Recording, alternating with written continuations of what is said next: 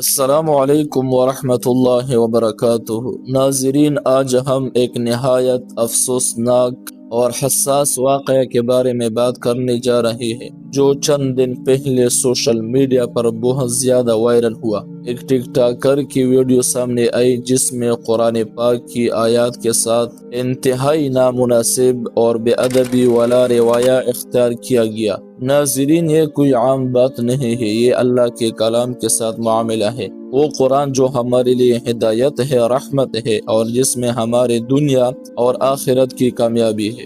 اللہ تعالیٰ فرماتا ہے کہ جب کچھ لوگ اللہ کی آیات سنتے ہیں تو وہ ان کا مذاق اڑاتے ہیں، اور ایسے لوگوں کے لیے رسوا کرنے والا عذاب ہے۔ ناظرین، ہمیں سوچنا ہوگا کہ ہم کہاں جا رہا ہے۔ کیا ویوز، لائکس اور فالوورز کے لیے ہم اپنی آخرت کو خطرے میں ڈال دیں گے؟ خاص طور پر میرے ٹک ٹاکرز بھائیوں سے اور سوشل میڈیا استعمال کرنے والوں سے گزارش ہے کہ آپ کے پاس ایک طاقت ہے، ایک پلیٹ فارم ہے، آپ لوگوں کو ہنسنا بھی سکتے ہیں، سکھا بھی سکتے ہیں اور ہدایت کا ذریعہ بھی بن سکتے ہیں۔ لیکن اگر اس پلیٹ فارم کو ہم اللہ کی کلام کا مذاق کے لیے استعمال کریں گے تو یہ صرف دنیا میں نہیں، آخرت میں بھی نقصان کا سبب بنے گا۔ ناظرین، اس واقعے کے بعد عوام کا رد عمل بہت سخت آیا۔ لوگوں نے مطالبہ کیا کہ ایسے افراد کے خلاف سخت کارروائی ہونی چاہیے، اور ہونا بھی چاہیے، کیونکہ یہ صرف ایک فرد کا مسئلہ نہیں، یہ پوری امت کی جذبات کا معاملہ ہے۔ لیکن ساتھ ہی ایک اہم بات،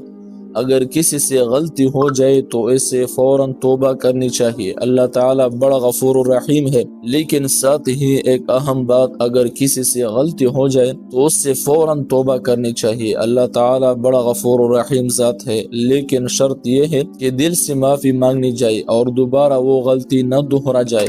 ناظرین، ہم سب کے لیے نصیحت، قرآن پاک کا احترام کرے، مذہبی چیزوں کو کبھی مذاق نہ بنائے، سوشل میڈیا کو مثبت کام کے لیے استعمال کرے، اپنی آخرت کو کبھی نہ بھولے۔ یاد رکھے، دنیا کی وائرل ویڈیوز چند دن چلتی ہے، لیکن اللہ کے ہاں ہمارا حساب ہمیشہ کے لیے ہوگا۔ آخر میں آپ سب سے گزارش ہے کہ اگر آپ بھی چاہتے ہیں کہ ہمارا معاشرہ بہتر ہو تو ایسے ویڈیوز کو فروغ نہ دے، بلکہ صحیح بات کو آگے پھیلائے۔ ویڈیو کو لائک کرے، شیئر کرے تاکہ یہ پیغام دوسروں تک پہنچے، اور چینل کو سبسکرائب کرے۔ مزید ایسے اصلاحی ویڈیوز کے لیے